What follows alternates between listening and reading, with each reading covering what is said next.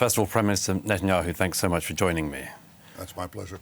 Can we start at the very beginning? On October the 7th, Israel suffered what you've described as perhaps the worst day in its history.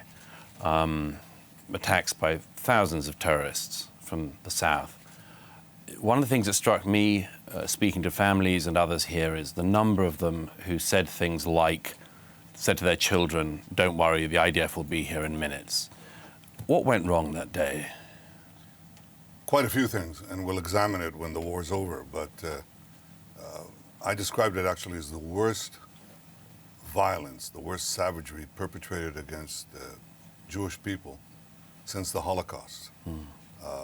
The difference between what these savages did to us and what the Nazis did to us is not very big. They basically wanted to annihilate every Jew. That's the Hamas charter calls for the murder of every Jew on earth, and certainly of the Jewish state. The difference was not in intent, the difference was in capability. In the death camps of the Nazis, they murdered thousands of Jews each day and we could do nothing. Here they murdered 1,200 innocent people, and the next day, even though we had these failings on that day, which will be examined, we rolled them back. And now we're going after these Hamas monsters in Gaza. That's the difference that Israel has made. We now have the capacity to defend ourselves, and even if we have failings, which we did, we can defend ourselves by fighting back, something the Jewish people couldn't do in the Holocaust.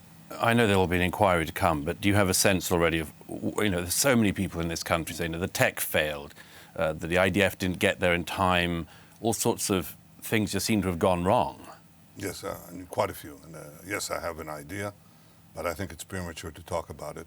Operationally, we've reached quite a few conclusions, and we're putting them into effect. But remember, this war is ongoing. We're in its fourth month. It took the U.S. and its allies 9 months to vanquish ISIS, to vanquish the radical Islamic forces in Mosul. Mosul is smaller than Gaza, didn't have this vast terror underground infrastructure, had fewer fighters. So we're on course, but it's going to take some time. And in the meantime, yes, we have learned some lessons, which I don't think it's right for me to impart them here. Now, you have a number of objectives in your war, stated objectives in your war against Hamas, but one of them is to defeat Hamas, and another is to negotiate to release the hostages. Aren't these things mutually incompatible? No, because if they both share one thing: you need military pressure. The only thing that gets Hamas to release the hostages is military pressure. That's why we've already released roughly half of them. And I think that's a major achievement. And we intend to release a lot of them. I think that the only way that you're going to achieve that and to achieve the victory over Hamas is by applying military pressure. And that's what we're doing. I won't get into the question of how we're going to complete it because we're thinking about that too. But it's a fact that until we applied military pressure, we couldn't get anyone.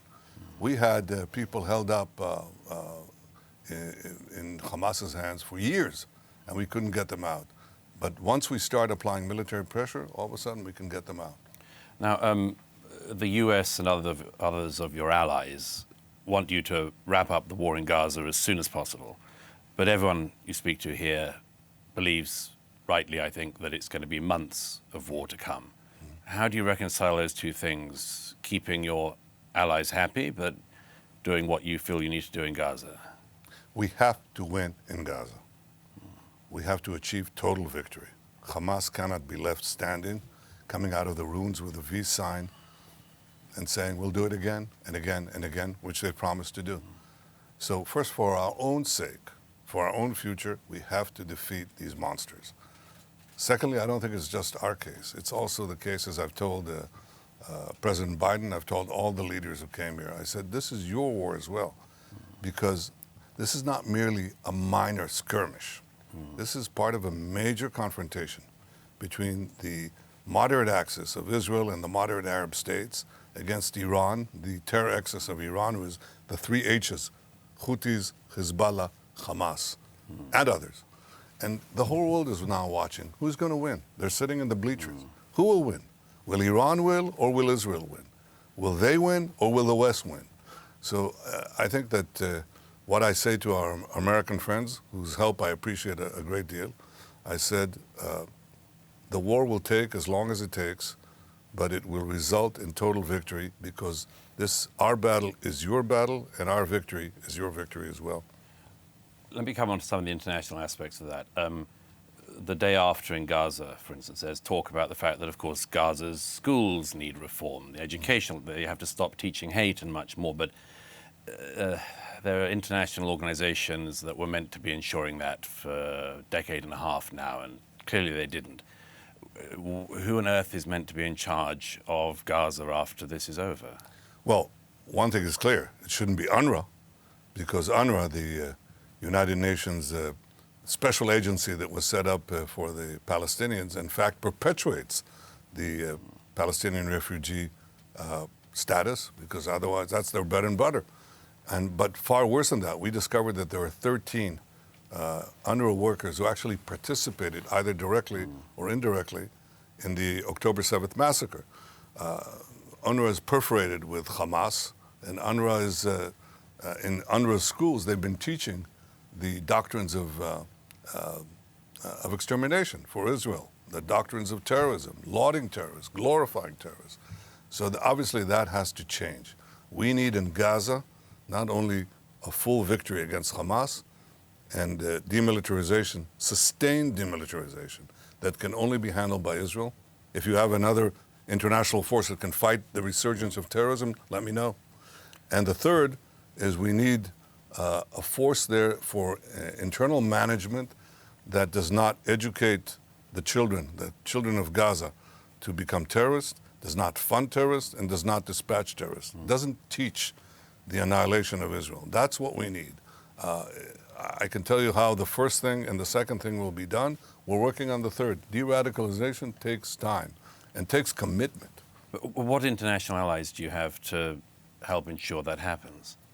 Well, I hope that any fair-minded government, any government that can withstand for 5 minutes or even several months the force of anti-Israel propaganda will understand that their future is intertwined with ours. Because if barbarism wins here, Europe will be next.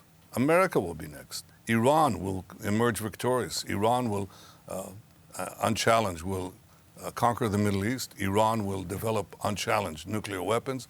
It will have ballistic missiles to threaten Europe and the United States. This is part of a larger battle, and everyone has a stake in Israel's winning. Can governments go beyond the immediate pressures that that are leveled at them? The pressures of thousands of people on the street. Yes, thousands of people on the street. Let me tell you, I think in America, the great majority of people support Israel. They understand instinctively that Israel is fighting their battle. They understand instinctively what the terrorists, the radical Islamists say. They say, we're the small Satan, America is the great Satan. You Europeans, I don't want you to be offended, but you're a middle-sized Satan. A middling Satan. A middling Satan, okay? But for them, this is all one big battle of civilization, our civilization against their wanton aggression, their violence, their rejection of all the values that we hold dear, the ideas of liberty, of choice, of freedom, the rights of women, the rights of minorities, the rights of gays, all of that they want to sweep away. And the question is, do we stand or do we fall? We stand. We're committed to doing it. We have no choice. I think deep down in their hearts, all the leaders that I talk to, you know what they say to me? I'll say not all, okay? Nearly all, okay? That allows everyone to be the exception if they don't want to admit what they actually said to me. They say, we know you have to crush Hamas. We know that you have a just cause, but we're having problems with public opinion, so please help us out. Well, we're doing everything in our power to minimize civilian casualties against an enemy, Hamas, that is perpetrating a double war crime. They not only target our civilians, murder our civilians, rape women and behead them, burn babies alive. They not only target civilians, they hide behind civilians, their own civilians. That's a double war crime. And we're fighting this very difficult war not to give immunity to the terrorists because they hide among civilians, calling on the civilians to leave, sending them leaflets, calling them on their phones, telling them to leave. Many of them do leave, even though Hamas is trying to prevent them at gunpoint and with gunfire. And Israel should be given the credit that it's fighting both a moral war and a necessary war. Most of the leaders that I talk to, they get it. But it's a question of whether they can withstand the pressures. We can. I hope they can too. Well, let me move on to another border and perhaps another war. I was here in 2006 during the Hezbollah Second Lebanon War. That war eventually came to an end with Resolution 1701 at the United Nations, which meant that Hezbollah was meant to not stockpile munitions to fire at Israel south of the Litani River. That hasn't been obeyed as far as I can see at all. I was up in the north again the other day, and you can see the Hezbollah bases. And I saw the footage of UN vehicles coming out of their base, Hezbollah firing rockets into Israel, and the UN vehicles just did a U-turn and went back, and that's the peacekeepers. Is war in the north inevitable? It's up to Hezbollah, because we're not going to accept a situation where Hezbollah attacked us on October 8th, a day after the massacre, unprovoked.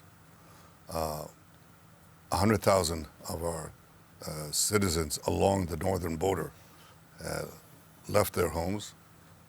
We cannot accept that they won't return. They have to return.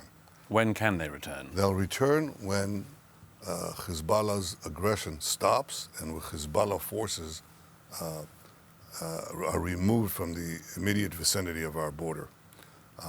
That has to be arranged. Now, we can achieve that either with diplomatic means or with military means. If necessary, we'll do it with military means. Diplomatic means have been tried, and they haven't worked, have they? No, they haven't worked because I think Hezbollah overestimated their capacity, their military capacity, and underestimated our military capacity, and more importantly, our resolve. We've been exchanging blows, but our blows are very significant. You know, Douglas, 3.5 months ago, before this war began, we were debating, this is known, whether to remove a tent, a Hezbollah tent, right next to the border fence between Israel and Lebanon. Well, you know, we've gone a considerable distance beyond that. You follow all the things that we do in Lebanon against Hezbollah forces, against Hamas forces, hosted by Hezbollah in Beirut and elsewhere. We act, and we're absolutely determined to remove this threat from our northern border. Again, can be done, but it can be done peacefully, or it can be done militarily, and we're determined to achieve that. Let's say you have to do it militarily, which seems to some of us to be the most likely outcome, let's say. What international support would you have for that, given the tense relationships the world seems to have with what you've already been doing in Gaza? Look, we have to do, you know this statement, a man's got to do what a man's got to do? I do. Remember the days when you could actually say that? Well, today you'll say, a person has to do what a person has to do, okay? Well, let me extend that. A nation has to do what it has to do to survive. And if we have to take action both in the south and in the north that is understood by many to be a just action but they cannot stand the heat of public opinion, then we'll just have to do it alone. And we'll do what we need to do. Word is, you don't have to confirm whether it's true or not, but word is that Secretary Blinken referred to that Israel didn't have credit for a much longer war in Gaza. How would America believe that you had enough credit, if that reported phrase is right, to begin a war or continue a war in Lebanon? I think American public opinion and the American polity in general, not its extremes, especially on the ultra-progressives, but most of the Americans across the political divide understand that Israel is fighting a just war, that Hezbollah and the Houthis and Hamas are the bad guys, and Israel are the good guys. Admittedly criticized inordinately with I was going to say a double standard, but that's, I'd settle for a double standard. One standard for the dictatorships, one standard for the democracies. There's a triple standard here, a special standard reserved for a democracy called Israel. It's everybody, of the leaders that I speak to, they all understand that. But again, we'll do what we need to do. Israel will do what it needs to do to protect itself. I think that there is a larger element here because Hezbollah too is an integral part of the Iranian axis. Well, I want to come on to that in a second, but before we do, can we just touch on Qatar quickly? You had enormous success in recent years with the Abraham Accords of countries in the region signing agreements, normalization agreements with Israel. But there's a number of countries that stand out, and perhaps most obvious is Qatar at the moment. Qatar hosts the leadership of Hamas, it funds Hamas, it also funds significant amounts of infrastructure, is invested in infrastructure in countries like Britain, in the United States, just been caught spying on a number of US senators. What should the West's attitude towards Qatar be? I think we should demand from Qatar that hosts Hamas leaders. They host Hamas leaders. They fund Hamas. They also operate Al Jazeera, which is just distorts the picture. Not in English, but in Arabic, it's a major source of incitement in the region. To use their leverage, and they have considerable leverage over Hamas, to achieve the release of the remainder of our hostages in the immediate time, to get the medicine that we put in there, that they promised that would reach our hostages. But if Qatar does actually have the power to influence Hamas, what excuse is there for the hostages not having been released? Does Qatar have the influence or not? And if it does have the influence, why isn't it using it? It has considerable influence, and I expect them to use it. Are you confident they will? No, but I expect them to do it. And what are the repercussions if they don't? Well, I think that the entire world is looking at Qatar, and they want to see if they use all the means at their disposal. They have significant means, and again, I expect them to do it, and I think other countries should as well. What would, for instance, the United States be able to do about Qatar, or Great Britain, or other countries with? That's something I'll speak to them directly about. You'll speak to the leaders of Britain and America about that. Mm-hmm. But I expect Qatar to live up to its promise, to use its influence and achieve the release of the hostages and the delivery of the medicines right away. It complains, of course, that it's an intermediary. But do you think Qatar is an intermediary? Well, look, I don't think they're an intermediary that is passive. I think they have enormous leverage on Hamas. And again, I'll say it the nth time. I expect them to use their leverage. Let's come on to the bigger question then, Iran. Everywhere in the region, whether it's in Gaza, whether it's in Lebanon, whether it's in Yemen with the Houthis, everything leads back to Iran. Mm-hmm. How can you solve any of this without addressing the question of Iran? It seems to me you're at risk of fighting skirmishes in the Iranian war, but your prime enemy that says it wants to annihilate this country we're sitting in is still sitting in Tehran. Yeah, well, I think that a total victory over Hamas will impact this larger contest, because people will see who's winning. Israel won or Iran won. The West won or Iran won. And I think that will have an influence on other countries in the region and other conflicts in the region. But secondly, there's a larger issue as well, and that's Iran's quest to develop nuclear weapons. Because if you can see what Iran is doing now without nuclear weapons. It's sending terrorists across the Middle East and the world. It's trying to subvert governments. It's using its Houthi proxies to block the international maritime route in the Red Sea. Its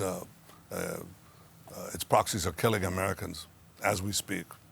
In Iraq and... Well, yes, in many places, not only there. And the question is, and attacking them continuously.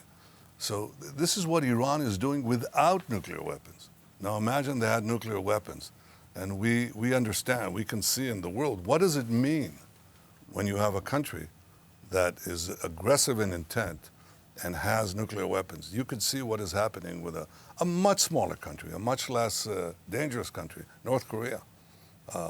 It develops nuclear weapons and half of Asia quakes in fear, can threaten Japan, and maybe very soon the United States itself. Well, Iran is different from North Korea because Iran has an ideology of domination and conquest and subjugation. They call us the small Satan. They call the U.S. the great Satan. They chant death to Israel, death to America.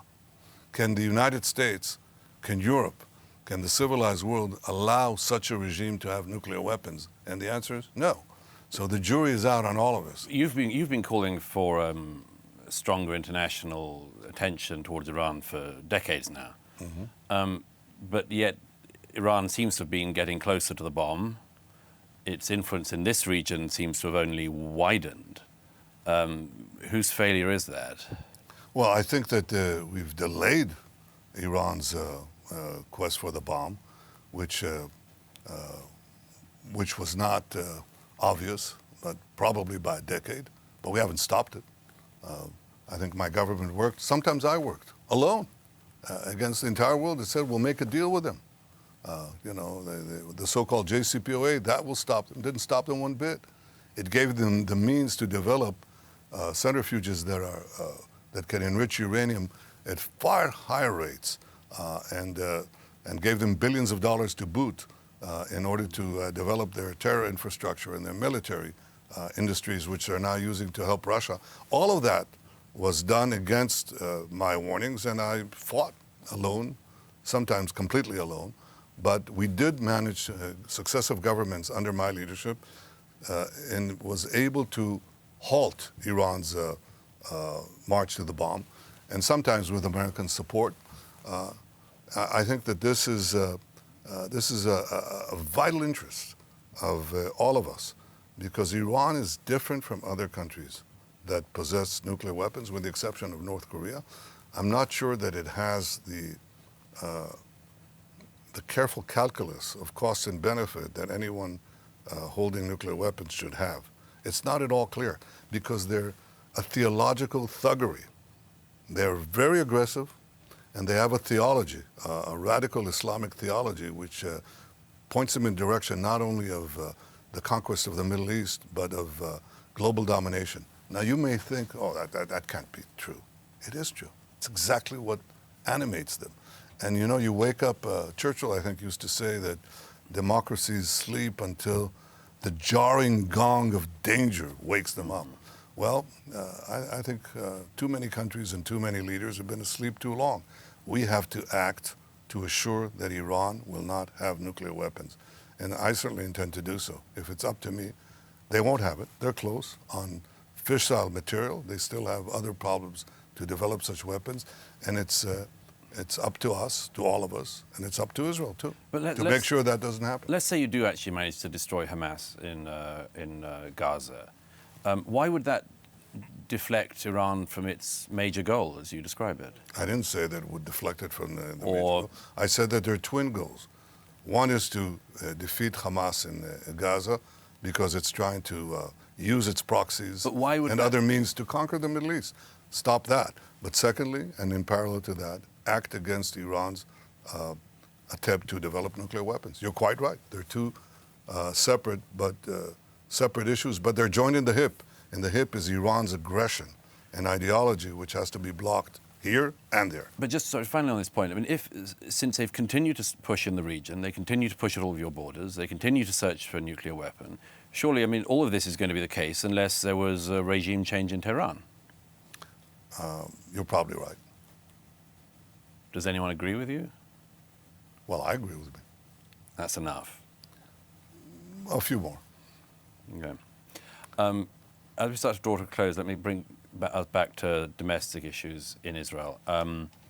It seems to me that the Israeli public had suffered such a shock and are still going through a trauma about what happened on the 7th, because they never believed that this was possible. They never believed, they believed that there were rockets that would come in. They knew that they'd had that for years, but they never thought it was possible that Hamas would break through and come right into Israel.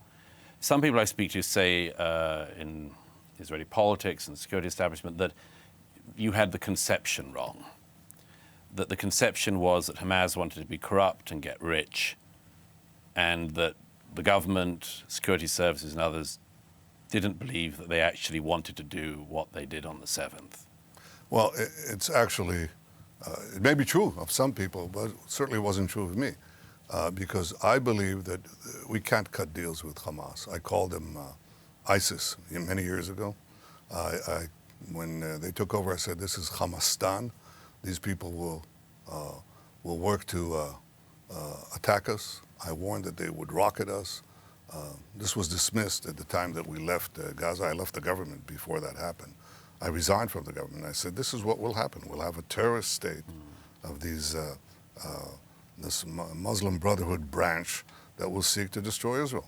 So the question was, what do you do about it? And my conclusion was that we have to continuously cut these wild weeds. But we didn't get the agreement to actually yank out the weeds, because as I once said in a government meeting, I said this would require sacrificing hundreds of our soldiers, and probably will end up having quite a few casualties on the Palestinian population, given Hamas's tactic of hiding behind civilians while attacking our civilians. And it will create other problems. We couldn't get the domestic consensus to make such a definitive solution to the problem of Hamas. That is, no one would agree across the Israeli public to go in and basically destroy Hamas, go throughout Gaza and destroy Hamas. We didn't have the international consensus either. Nobody would understand. Why are we doing it? Both conditions were created because of the Hamas savage attack on Israel on October 7th. But look how difficult it is for us to sustain this effort, which we are and which we're committed to achieve total victory, that after the worst, these horrific acts of barbarism, we now, 3-4 months into the battle, we have this critique of Israel. So my view was, we basically degrade their military capacities again and again and again. But I think that has changed now with the broad consensus of the Israeli public that we have to go in there and achieve total victory. There is no substitute for total victory. Two final questions, if I may. Firstly, on your own, this happened, well, let me put it this way, this happened on your watch as Prime Minister, October the 7th.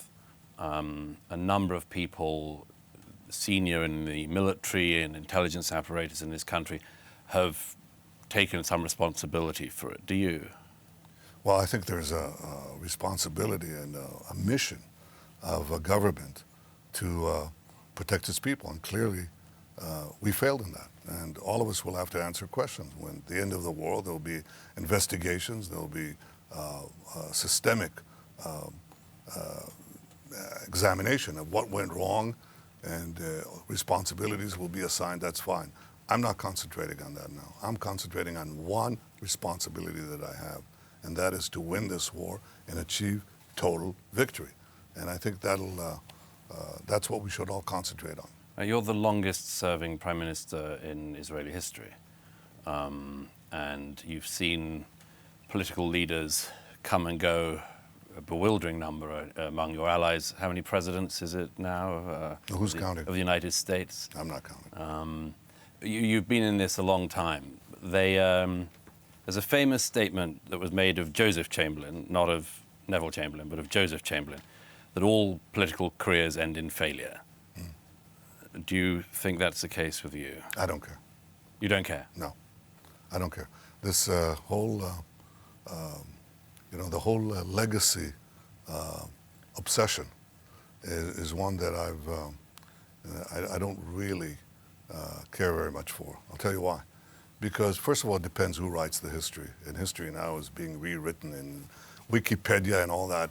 People just distort history. You can't really control that. What you can do in the time allotted to you on this earth is to do your best to serve the purpose that you dedicate your life for. I've dedicated my life to ensuring that in the coming decades, Israel will be as strong and as powerful and as prosperous to ensure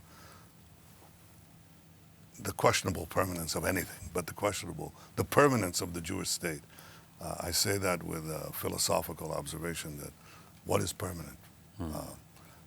But that's what I'm allocating and dedicating my efforts to. So I don't really care about that question. You can't control it. Unless, as Churchill said, you write it yourself. Well, you could write it yourself. You've already I did. started. I wrote already an written it. autobiography. Yes, I did. But that's just to have my record there. But, you know, the forces that distort public opinion are so vast, not only in Israel, that seek to distort it. And the thing that I draw encouragement from, because I go around the country and I talk to our soldiers, I talk to the reserve officers, I talk to members of the public, and they basically get it. They get it, you know, that I'm leading the charge for total victory, that I'm representing them in many ways, and they appreciate it, and I see that. You know, I met a very famous entertainer in Israel, and he belongs to the left. And we met on one of these many events that he was appearing in, and I came there as well. And he said, "Prime Minister, can I talk to you for a second?" And I said, "Sure." He said, "You know, I don't belong to your camp, but I want to tell you something. I go around the country, and what I see about the war and about you is diametrically opposed to everything that I hear in these various, in the mainstream television studios, which are all very hostile, okay? That's not what I hear. It's not the polls that they publish. I'm telling you, it's fundamentally different. And you know something? I go around, and when I talk to the people, and I talk to our soldiers, I'm telling you, he's right. Legacy put aside, victory put forward, achieve it. So there's another chapter in the biography of Benjamin Netanyahu. It's not my biography that counts. It's not my biography. It doesn't help. The sands of time, you know, will wash away, the waves will wash away everything, all the footprints in the sand. That's what happens. But, you know, we have to do what we can in the time that we have available to defend this country and to assure its future. And that's what I'm doing. That's what I care about. Prime Minister Netanyahu, thank you. Thank you. Thank you.